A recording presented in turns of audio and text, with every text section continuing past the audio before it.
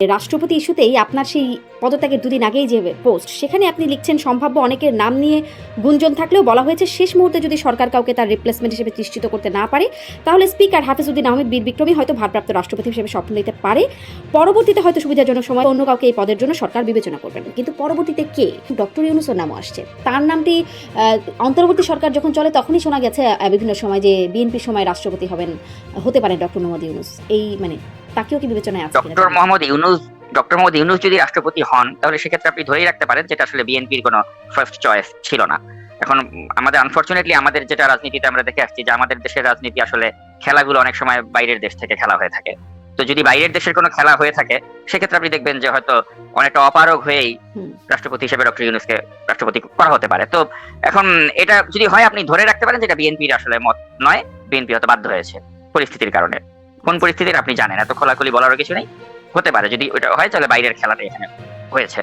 কিন্তু আপাত দৃষ্টিতে যদি বিএনপি তাদের মানে ফেভারিট তালিকায় 1 নম্বরে রয়েছেন মির্জা ফখরুল ইসলাম আলমগীর, আর যদি এখানে আন্তর্জাতিক কোনো খেলার কিছু থাকে তাহলে সেক্ষেত্রে ডক্টর ইউনূস বলে আমি অবাক হব না। আপনার কাছে জানতেই চাই যে পদত্যাগের আগেই আপনি এবং এর আগে আমি দেখেছি আরও কেউ করেছেন কিনা জানি না, কিন্তু আপনি লিখেছেন আপনার ফেসবুক পোস্টে আমি দেখেছি জুলকারনাইন সায়ের তিনিও লিখেছেন, আপনি লিখছেন যে রাষ্ট্রপতি মোহাম্মদ শাহাবুদ্দিন চুপ্পু অধ্যায়ের অবশেষে সমাপ্তি ঘটতে যাচ্ছে, তাকে ইতোমধ্যেই জানিয়ে দেওয়া হয়েছে স্বাস্থ্যগত কারণ দেখে পদত্যাগ করার কথা। এটি আপনি পদত্যাগের অন্তত 2 দিন আগে লিখেছেন।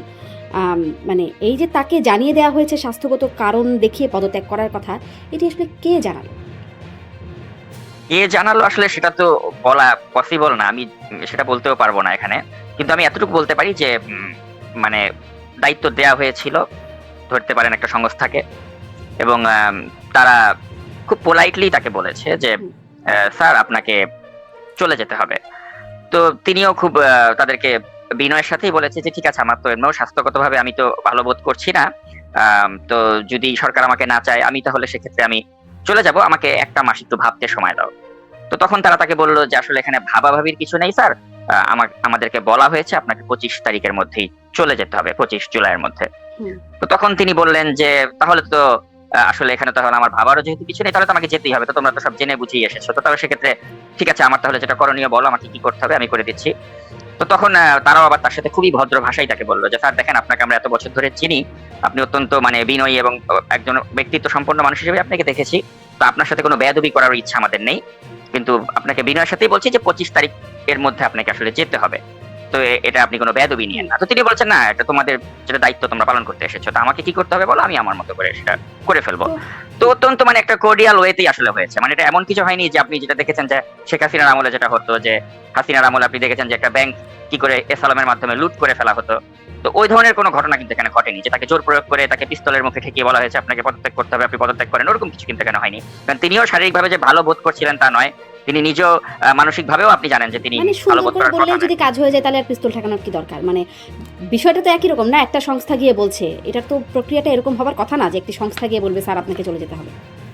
না, এখানে আরো অনেকগুলো ব্যাপার রয়েছে, এটাকে আসলে এত সরলীকরণ করা যায় না, কারণ ব্যক্তিগতভাবেও যে তিনি খুব ভালো বোধ করছেন তা নয়। আপনি দেখেছেন যে জাতীয় সংসদের মতো একটি জায়গায় যে তার মানে সন্তান তুল্য ছেলেগুলো যখন তাকে মানে তার সামনে অশোভন আচরণ করে, সংসদের পরিবেশ নষ্ট করে, তো সেটা আসলে আমি যতটুকু শাহাবুদ্দিন চুপ্পুকে দেখেছি তিনি কিন্তু তখন থেকেই মানে বিষয়গুলো নিয়ে খুব ব্যক্তিগতভাবে আপসেট ছিলেন যে এখানে তারা চাচ্ছে না আমাকে, এবং তারা যদি না চায় আমি এখানে জোর করে থাকবো না। তারা তো চাচ্ছে না সেই 5ই আগস্টের পর থেকে, সেটাও সম্প্রতি তিনি বলেছেন যে 5ই আগস্টের পর থেকেই তো শুনছি আমার বিচার করার কথা।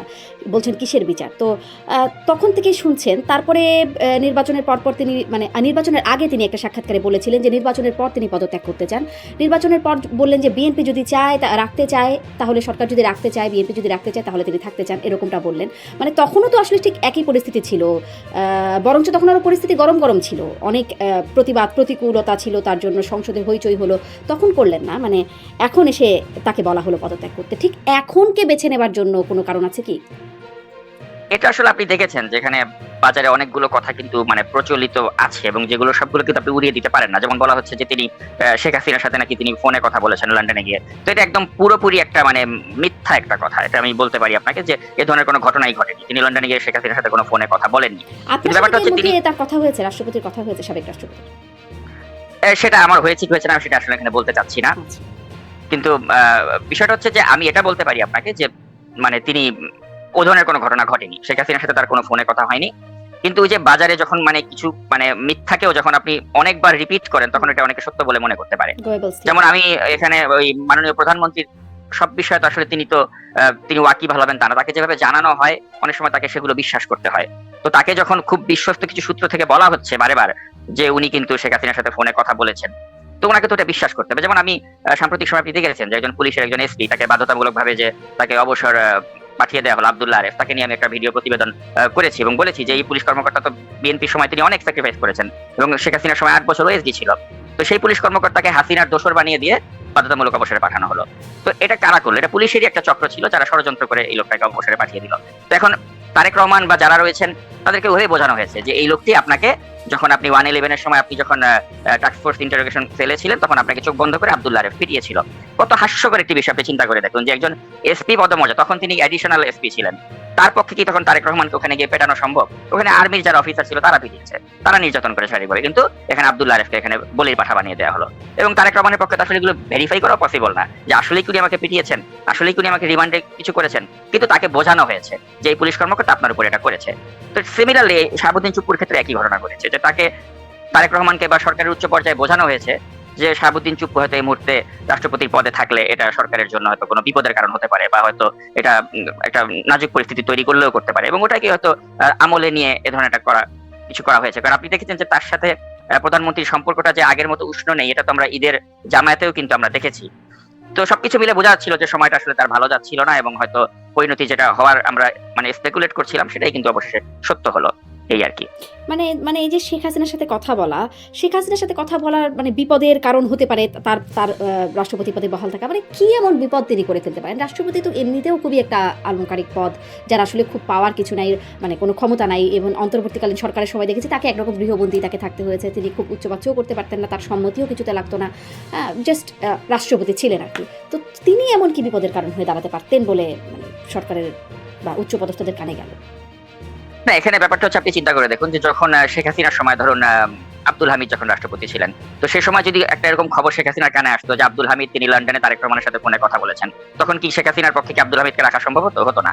বিষয়টা আসলে চিন্তা করতে হবে, কারণ এগুলো তো মানে রাষ্ট্রীয় নিরাপত্তা বা রাষ্ট্রের জন্য মানে হুমকি বা সরকারের জন্য বিপদের কারণ হতে পারে। তো ওভাবেই হয়তো সরকারকে বোঝানো হয়েছে যে এটা আসলে একটা বিপদের কারণ হতে পারে এই মুহূর্তে আপনারা তাকে যদি রেখে দেন। আর পাশাপাশি আপনি জানেন যে এনসিপি বা জামায়াত তারা তো অনেকদিন ধরে সরকারকে একটা চাপ দিয়ে যাচ্ছিল, এবং 5ই আগস্টকে কেন্দ্র করে তারা যদি আবার সামনে একটা এরকম কিছু করে যে আমরা রাষ্ট্রপতির পদত্যাগ না হলে আমরা একটা মানে বঙ্গভবন অভিমুখে আমরা মার্চ করবো বা একটা অস্থিতিশীল করার একটা পায়তারা করতে হবে। আপনি দেখেছেন কর্নেল অলি আহমেদ তিনি কিন্তু বলছেন যে জামায়াতের আমির, তারপর মামুনুল হক, তারপর নাহিদ ইসলাম, তারা নাকি এক হয়ে গেলে তারা এই সরকারকে এক সপ্তাহের মধ্যে ফেলে দিতে পারে। তো এই যে ধরনের হম্বিতম্বি তারা করছে বা এই ধরনের কথাবার্তা তারা করছে মূলত ওই গণভোট আর জুলাই সনদের বাস্তবায়নের ইস্যুটা নিয়ে, রাষ্ট্রপতির ইস্যুটা তো এখন খুব সামনেও ছিল না, মানে তারা তো এই মুহূর্তে খুব রাষ্ট্রপতিকে নিয়ে মাতামাতি করছিল না, কিন্তু এই 5ই আগস্টের সময় তারা করতে পারতো। এই ধরনের আমি তো আপনার আমার ফেসবুক পোস্টে আমি কিন্তু মেনশন করেছি সেটা, যে তাদের একটা এরকম পরিকল্পনা ছিল এবং এরকম গোয়েন্দা তথ্যও ছিল যে তারা এই বিষয়টাকে আবারও সামনে নিয়ে আসতে পারে। তো সবকিছু বিবেচনা করে সরকার যেটা সঠিক মনে করেছে সরকার সেটাই করেছে।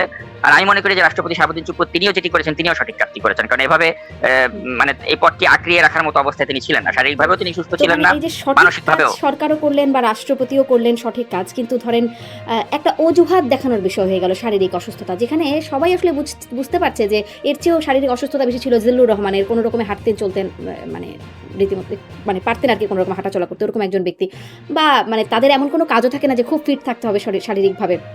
ফলে এই যে অজুহাতটা দেখানো হলো, এটা আসলে কেমন হলো? যে ওই যে গানের মতো কথা কিছু কিছু বুঝে নিতে হয়, সে তো মুখে বলা যায় না, এরকম কি? মানে জানে যে কথা আছে কিছু এর মধ্যে কিন্তু মুখে বলা যাচ্ছে না, ব্যাপারটা এরকম কি? মানে অজুহাত কেন দেখাতে হলো? এখন এটা আমি মনে করি যে রাষ্ট্রপতি শাহাবুদ্দিন চুপ্পু সদ্য পদত্যাগ করা রাষ্ট্রপতি শাহাবুদ্দিন চুপ্পুর ক্ষেত্রে আমি মনে করি যে এটা তার একটা দুর্ভাগ্য যে তিনি শেখ হাসিনাকেও যখন তিনি সার্ভ করেছিলেন তিনি খুব নিষ্ঠার সাথে করেছিলেন, তিনি বলেছিলেন যে তাকে আমি কদমবুসি করতে চাই, এবং এ ধরনের কথা বলে তিনি নিজেকে রাষ্ট্রপতি পদের মর্যাদা তিনি নষ্ট করেছিলেন। পরবর্তী সময়ে তিনি দেখেছেন যে যখন অভ্যুত্থান হলো তিনি কিন্তু ইচ্ছা করলে পারতেন স্পিকারের মতো পালিয়ে যেতে, তিনি স্পিকারের মতো পালিয়ে যাননি, তিনি সাহসিকতার সাথে পরিস্থিতি মোকাবেলা করেছেন, এবং তিনি যখন ডক্টর ইউনূস ক্ষমতায় আসলো 133টা যে অধ্যাদেশ সেটা কিন্তু তিনি এই অধ্যাদেশগুলোতে তিনি সই করেছেন, এবং তখনকার প্রয়োজনে যেটা প্রয়োজনীয় ছিল তিনি সে কাজটা কিন্তু সুচারুভাবে করেছেন। পরবর্তীতে ইউনূসের সরকারের শপথই বলেন বা তারেক রহমানের সরকারের শপথই বলেন, এগুলো তিনি করেছেন। তো এই যে একটা মানে আমাদের ইতিহাসের অংশ তিনি হয়ে গেলেন যে তিনি 3টা সরকারের শপথ করালেন, কিন্তু করেও কিন্তু তিনি কারো প্রিয় ভাজন হতে পারলেন না। আপনি দেখেন যে এখন আওয়ামীপন্থী যে সাংবাদিকগুলো রয়েছে, নবনীতা বা যারা রয়েছে, তাদের কাছেও তিনি এখন গালমন্দের শিকার হচ্ছেন। আর যারা ওই মানে উগ্রপন্থী অ্যাক্টিভিস্ট রয়েছে তাদেরও তিনি গালমন্দের শিকার হচ্ছেন। অর্থাৎ তিনি কারো মন জয় করতে পারলেন না। হ্যাঁ, তো আসলে মানে আমি মনে করি যে it's very unfortunate for him. কিন্তু আমরা যারা ব্যক্তিগতভাবে তার সাথে মিশেছি আমরা কিন্তু দেখেছি যে লোকটা কিন্তু খুবই মানে বন্ধু বৎসল, এবং আমার কাছে তাকে মনে হয়নি যে তিনি মানে মানুষটা আসলে খারাপ। মানুষটা অত্যন্ত আন্তরিক, ভালো, সজ্জন একজন ব্যক্তি, কিন্তু মানে কারো মন তিনি দিন শেষে জয় করতে পারলেন না। ধরেন আপনি বা আপনারা অনেকেই যাদের সরাসরি কথা বলবার সুযোগ হয়েছে বা মিশেছেন তাদের সাথে, তাদেরকে সজ্জন ব্যক্তি মনে হয়েছে। আওয়ামী লীগের তো এরকম অনেকেই আছেন যারা আওয়ামী লীগের হয়তো কোনো একটা পদে ছিলেন বা এমপি ছিলেন, এরকম সবার বিরুদ্ধে গণহারে মামলা হয়েছে, মানে তারাও অনেকে হয়তো সজ্জন ব্যক্তি আছেন, কিন্তু তারাও এরকম মামলার শিকার হয়ে আছেন। মানে এই যে এনসিপি এখন তার বিচার চাইছে, এই বিষয়টাকে আপনি কিভাবে দাবি মানে দেখছেন যে তার বিচারের দাবিটা, তিনি যদি বিচার না হয়, তার যদি বিচার না হয়, তাহলে ওই যে যাদের কথা বলছিলাম সজ্জন ব্যক্তি আরও তো আছেন যারাও আসলে শুধুমাত্র দলের নেতাকর্মীর হিসেবে দায়িত্ব পালন করেছেন, তাদের কেন বিচার হচ্ছে, আর তাদের বিচার হলে ইনার কেন হবে না? এখানে ওই যে পদটা, রাষ্ট্রপতির পদটা, তো আমরা জানি যে এই পদটাকে আমরা ওইভাবেই একটা মানে গুরুত্বপূর্ণ পদ মনে করি, যে পদের এই ব্যক্তিটি যখন অবসরে চলে যান তখন তাকে বিচার যদি আপনি মুখোমুখি করতে চান তাহলে এটা তো মানে খুবই দৃষ্টিকটু লাগে। এবং আপনি যদি সেই বিষয়গুলো নাই আছে কি, ধরেন সাবেক প্রধানমন্ত্রী থেকে স্পিকার সবাই তো আসলে বিচারের মুখোমুখি হচ্ছেন, দৃষ্টিকটু লাগার বিষয়টা তো এখন আর ঠিক ওই রকম ভাবে নাই গণঅভ্যুত্থানের পর। না, এবং দৃষ্টিকটু অবশ্যই আছে, এবং দৃষ্টিকটু লাগবে বলেই কিন্তু আব্দুল হামিদের মতো একটা লোকের বিচার হয়নি। কারণ আব্দুল হামিদের আপনি পাপের পাল্লাটা যদি পরিমাপ করেন রাষ্ট্রপতি শাহাবুদ্দিন চুপ্পুর সাথে, আমি বলবো আব্দুল হামিদের পাপের পাল্লাটা অনেক বেশি। কিন্তু আব্দুল হামিদকে তো কিছুই করা হলো না, বরঞ্চ তাকে বিদেশে চিকিৎসা করতে দেওয়া হলো, তিনি ফিরে আসলেন। আব্দুল হামিদ কি ধরনের অপরাধ করেছে এটা আপনি শুনলে অবাক হয়ে যাবেন। আমি অনেকগুলো অনুসন্ধানী প্রতিবেদনে কিন্তু আমি দেখিয়েছি যে তিনি তার ক্ষমতার অপব্যবহার করে মিঠামইন এলাকাতে তিনি তার ভাইকে কত বড় বড় পদে বসিয়েছিলেন, তিনি তার বোনকে উপজেলা চেয়ারম্যান বানিয়েছিলেন, তিনি তার ক্ষমতার অপপ্রয়োগ করে তিনি তার ভাইগনাকে সে ওই এলাকায় সে ইউপি চেয়ারম্যান বানালো। এবং যা ইচ্ছা তাই করেছে। বিএনপি ধরেন প্রশাসক থেকে শুরু করে সর্ব জায়গায় তো আসলে তারই পছন্দের লোকজন, বা ধরেন এমনকি যেটি হাসনাত আব্দুল্লাহ বললেন বাপের দোয়া মানে ক্রিকেট বোর্ড, সেখানেও সব আসলে মন্ত্রীদের, সিনিয়র মন্ত্রীদের ছেলে বা স্ত্রীও আছেন একজন, মানে তারা নিয়োগ পেলেন। তো এরকমই তো আসলে দলীয় লোকজন বা আত্মীয় স্বজনরাই তো আসলে নিয়োগ পাচ্ছেন। পার্থক্য কি? এখন বিএনপি চাইলেও তো আসলে আওয়ামী লীগের কাউকে নিয়োগ দিতে পারবে না, কারণ আওয়ামী লীগ নামে কোনো দলের নেতাকর্মীদের আপনি কোনো খুঁজেও পাবেন না। যারা বিএনপিও না, আওয়ামী লীগও না, ছেলে মেয়ের বাইরে আছে তো মানুষ, আছে না যোগ্য। আপনি নিরপেক্ষ কাকে পাবেন? আসলে নিরপেক্ষ বলতে কেউ নাই, সবাইই দেখবেন খুঁজলে কিছু না কিছু দলীয় পরিচয় থাকবে। এখন আপনি যদি বলেন যে বিএনপি ক্ষমতায় বসে জামাতের লোকদেরকে বসাবে, ওটাও তো আসলে আমাদের দেশের পরিস্থিতি এরকম না যে তারা এখানে জামাতের লোকজন একে একে বসে বিসিবিতে বসিয়ে দেবে। তো ওইটাও বিবেচনা করতে হবে আসলে। এখন আমাদের দেশটার সিস্টেমটা এরকম। আব্দুল হামিদের দোষের জন্য যে আব্দুল হামিদ রাষ্ট্রপতির পদে বসে তিনি মিঠামইন বা ওই কিশোরগঞ্জ এলাকাতে কি করেছেন ওই সময়, এটা যারা ওই মিঠামইনের জনগণ আপনি তাদেরকে জিজ্ঞেস করলেই জানতে পারবেন যে তিনি কিভাবে ক্ষমতার অপব্যবহার ওই সময় করেছিলেন। আমি অনেকগুলো অনুসন্ধানী প্রতিবেদন এগুলো আমি একদম প্রমাণ সহ আমি দেখিয়ে দিয়েছিলাম। তো আমাকে যদি বলা হয় যে কম্পেয়ার করতে যে রাষ্ট্রপতি হিসেবে আব্দুল হামিদ বা শাহাবুদ্দিন চুপ্পু আপনি কার বিচার আগে করতে চান, আমি বলবো অবশ্যই আব্দুল হামিদের করা উচিত আগে, কারণ আব্দুল হামিদ অনেক বেশি পাপ করেছে। সেই হিসাবে আপনি শাহাবুদ্দিন চুপ্পুকে যদি ওভাবে মানে কম্পেয়ার করেন, আমি বলবো তার ওরকম কিছু আপনি খুঁজে বের করতে পারবেন না। আসলে তো পাল্লা ধরে করা হয় না, অপরাধ দেখে যে তার অপরাধ আছে কিনা বা ওনার অপরাধ আছে কিনা, কে কার চেয়ে বেশি অপরাধী সেই দেখে তো আর বিচার হয় না। কিন্তু কিন্তু আমি যেটা মনে করি যে 2018-র যে একটা মানে নির্বাচন আপনি দেখেছেন, নির্বাচনের নামে যে তামাশা হয়েছে, রাতের ভোটের নির্বাচন, বা 2024-এর যে ডামি ভোটের নির্বাচন, ও ধরনের কলঙ্কিত নির্বাচন বা এগুলো নিয়ে আপনি আব্দুল হামিদের মতো ব্যক্তিকে কখনো দেখেছেন যে সে কোনো ধরনের প্রতিবাদ মুখর হয়েছে বা কিছু করেছে? কিছু করেনি। কিন্তু সেই হিসেবে আমি শাহাবুদ্দিন চুপ্পুকে আমি একটা জায়গায় আমি তাকে প্রশংসা করব যে তিনি কিন্তু এই যে ছাত্র জনতার অভ্যুত্থানের পরে তিনি কিন্তু ছাত্রদের পাশেই দাঁড়িয়েছেন। 133টা অধ্যাদেশে তিনি উপায় তো ছিল, তিনি তো স্পিকারের মতো পালাতে পারতেন। তিনি এখনো বলছেন যে আমাকে যদি বিচারের মুখোমুখি করে আমি দেশের বাইরে যাব না। যেমন দেখেছেন যে সাম্প্রতিক সময় কিন্তু বলা হচ্ছে যে রাষ্ট্রপতির ছেলে নাকি আমেরিকায় চলে আসছেন, পালাবেন, এ ধরনের কথা কিন্তু আজকে সোশ্যাল মিডিয়াতে দেখলাম। কিন্তু এটা একদম পুরা মানে ভুয়া একটা খবর। রাষ্ট্রপতির ছেলে বাংলাদেশেই আছেন, বাংলাদেশেই থাকবেন, বলেছেন যে আমরা যদি কোনো অপরাধ করে থাকি বাংলাদেশে বিচার হোক, কিন্তু আমরা দেশ ছেড়ে কোথাও যাব না। তো ওই সৎসাহসটা তাদের আছে। মানে ওই যে মানে আব্দুল হামিদের কথা বলছিলেন, জনাব আব্দুল হামিদ যখন বাইরে গেলেন একবার চিকিৎসার জন্য, সম্ভবত ব্যাংককে গিয়েছিলেন তিনি, তখন ধরে নেওয়া হলো তিনি পালিয়ে গেছেন, সেই নিয়ে অনেক আলোচনা হলো। তারপরে তো ওই একটা বিষয়কে কেন্দ্র করে আওয়ামী লীগের নিষেধাজ্ঞা চলে আসলো, এবং তারপর তিনি আবার ঠিকঠাক মতো ফিরেও এলেন। বলা হলো যে এখানে একজন তার শ্যালক, সম্ভবত জামায়াতের একজন বেশ পদস্থ নেতা আছেন বলেই তার এই বিষয়টা কি আপনি এরকম কিছু আসলে কি জানেন? এরকম কি কিছু আছে? হ্যাঁ, জামায়াতের একজন নেতা, তারা ওই এসবি পুলিশের সাথে তার ওই সময় একটা ভালো সখ্যতা ছিল, এবং তারা এসবি পুলিশকে বলেছিল যে তাকে যেন যেতে দেওয়া হয়, আবার আসতে দেওয়া হয়, এবং সরকারের উপর মহল থেকেও তখন আসলে থেকে নিয়ে তেমন কিছু করা হয় না। আমি মনে করি ভালো কাজই হয়েছে, কারণ এই যে অন্তত রাষ্ট্রপতির পদটার প্রতি সম্মান দেখি হলো এই মানুষগুলোকে, এবং তারা তাদের বয়সের শেষ প্রান্তে চলে এসেছে। আব্দুল হামিদ এখন তার যে শারীরিক অবস্থা, এই অবস্থা আমার মনে হয় না যে তার মতো ব্যক্তিকে এখন এই মুহূর্তে বিচারের মুখোমুখি করার মতো প্রয়োজনীয়তা আছে। অন্তত এই পদটির প্রতি সম্মান দেখি হলো আমি মনে করি যে এই ক্ষেত্রে সরকার যে কাজটি করেছে আমি এটাকে সমর্থন করি ব্যক্তিগতভাবে, যে আব্দুল হামিদের ক্ষেত্রে বা শাহাবুদ্দিন চুপ্পুর ক্ষেত্রে যদি সরকার মানে এই পদটার প্রতি সম্মান দেখি হলেও যেন তাদের বিরুদ্ধে আসলে কোনো ওই ধরনের অ্যাকশনে না যায়, আমি ব্যক্তিগতভাবে সমর্থন করি। যদি আমি জানি আমার এই মতের বিরুদ্ধে অনেকে বলতে পারেন, এটা আপনাদের ব্যাপার, কিন্তু আমি মনে করি যে অন্তত এই পদে যারা ছিলেন তাদেরকে একটা মানে ছাড় দেওয়া যেতেই পারে। জামাত বিএনপির যে বিরোধিতা দেখা যাচ্ছে, এটা কি আসলে দেখানোর জন্য দেখানো হচ্ছে নাকি আসলে সত্যিকারের আছে? কারণ ধরেন আবার অন্তর্বর্তী সরকারের কথাও এর মধ্য থেকে জিজ্ঞাসা করি, যেমন জামাত শুনলাম তখন শোনা যেত যে অন্তর্বর্তী সরকারের একটা বড় সমর্থক হচ্ছে জামাত বা জামাতের লোকজনই আছে অন্তর্বর্তী সরকারের মধ্যে, কিন্তু সেই জামাত অভিযোগ করলো যে অন্তর্বর্তী সরকার এই ইলেকশন ইঞ্জিনিয়ারিং এর সাথে দায়ী, কিন্তু মানে কোনো রকম অভিযোগ সত্যিকার অর্থে যেটার ব্যবস্থা সেরকম কিছু জামাতও করলো না।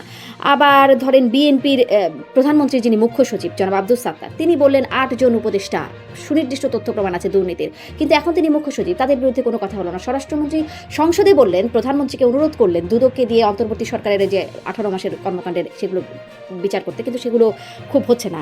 আবার মানে জামাত শুরুতে মানে এই যখন কি বলে বাণিজ্য চুক্তিটা হচ্ছিল বা আলোচনা হচ্ছিল, তখন আমরাও বিভিন্ন জনের সাথে কথা বলছি, সবাই বলছে যেটা না জানিয়ে করা হচ্ছে আপত্তির কথা। পরে দেখলাম সবাই জানেন, জামাতও জানে, বিএনপিও জানে, আর অন্তর্বর্তী সরকার তো জানে যারা করছে।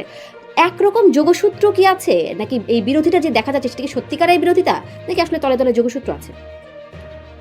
এখন এখানে আসলে এটাকে এত সরল ভাবে আসলে ব্যাখ্যা করা যায়, এটা আপনার ওই যে একটা যে কথা আমরা জানি যে politics is art of compromise. তো এই কম্প্রোমাইজ সরকারি দল তারা বিরোধী দলের সাথে নানাভাবে করে, বিরোধী দল তারা সরকারের সাথে নানাভাবে করে, এবং এই কম্প্রোমাইজের মাধ্যমেই কিন্তু আসলে একটা দেশ চলে।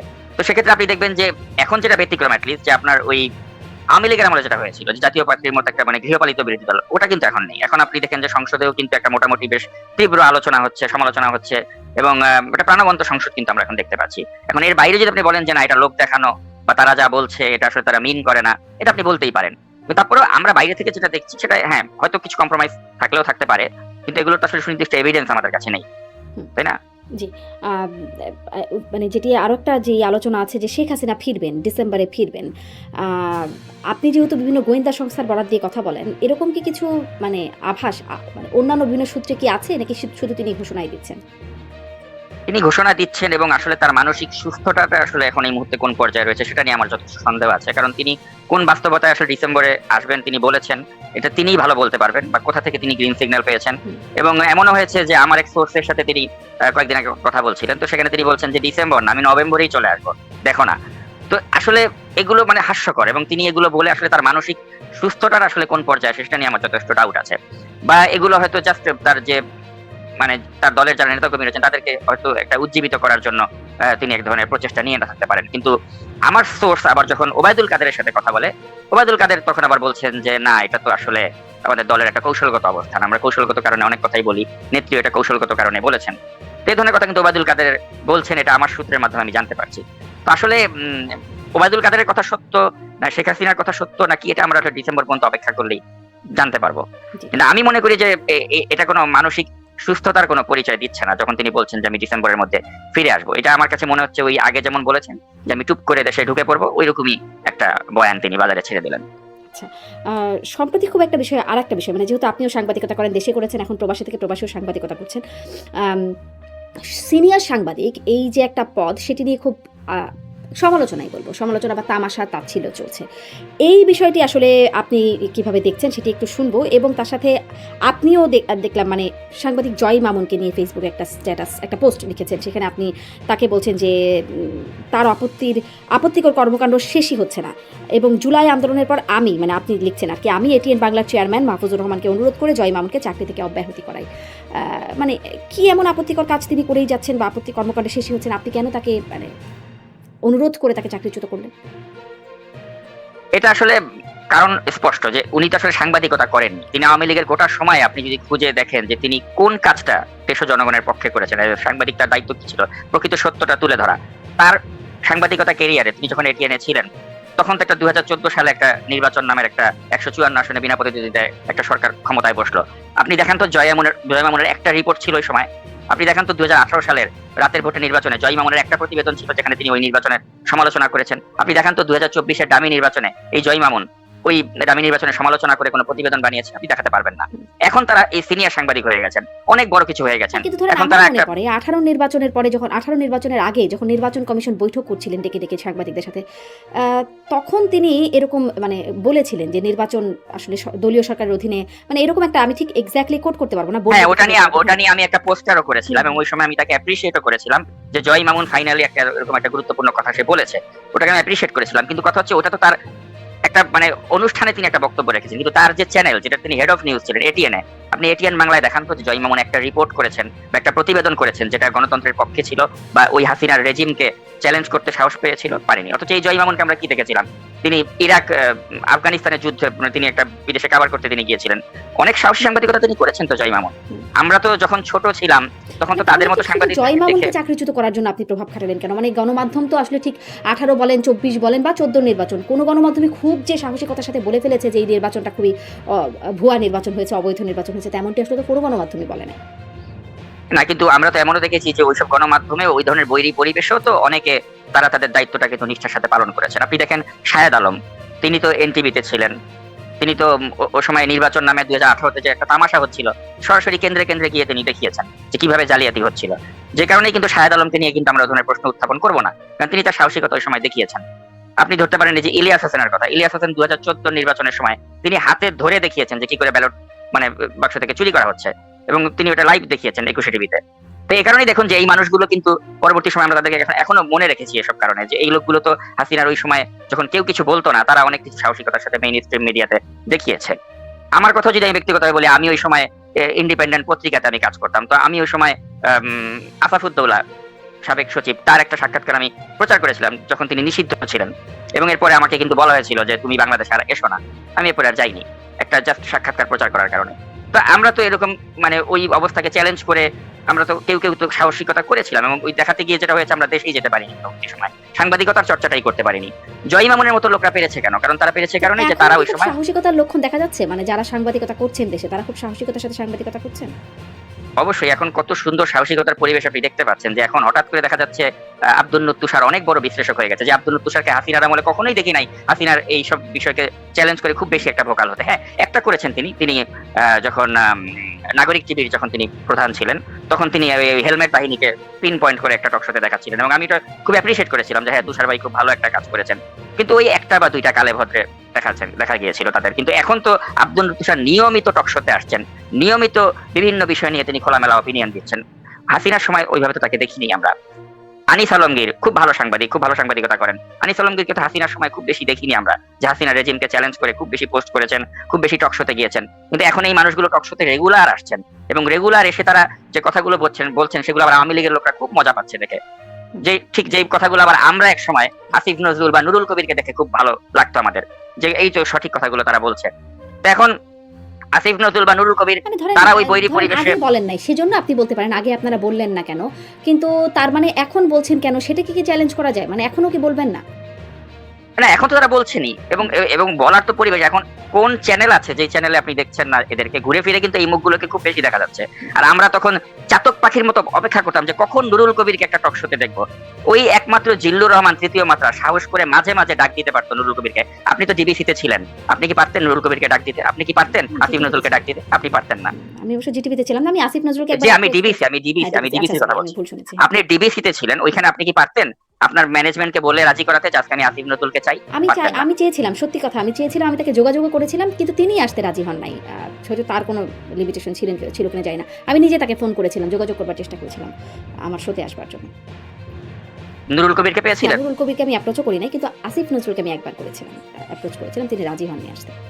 আমাকে অবশ্য কেউ বাধা দেয় নাই যে তাকে অ্যাপ্রোচ করবার জন্য, অন্তত আমাকে না। এই কথাটা খালেদ মহিউদ্দিনও বলেন যে তিনিও যখন যাকে আমন্ত্রণ জানিয়েছেন পেরেছেন। এখন ব্যাপারটা হচ্ছে খালেদ মহিউদ্দিনের একটা সুবিধা ছিল, তিনি সালমান এফ রহমানের চ্যানেলে কাজ করতেন, তো তিনি ওই সাহসিকতা দেখাতে পারতেন, যেটা আমিও পেরেছিলাম। আমি ইন্ডিপেন্ডেন্ট পত্রিকায় ছিলাম, সালমান এফ রহমান আমার বস ছিলেন, তো আমি অনেক কিছু করতে পারতাম যেটা অন্য পত্রিকার সাংবাদিকরা পারতো না, এটা সত্য কথা। কিন্তু কথা হচ্ছে তারপরেও তো ওই সময় কি ধরনের পরিবেশ ছিল এটা আপনিও জানেন, আমিও জানি।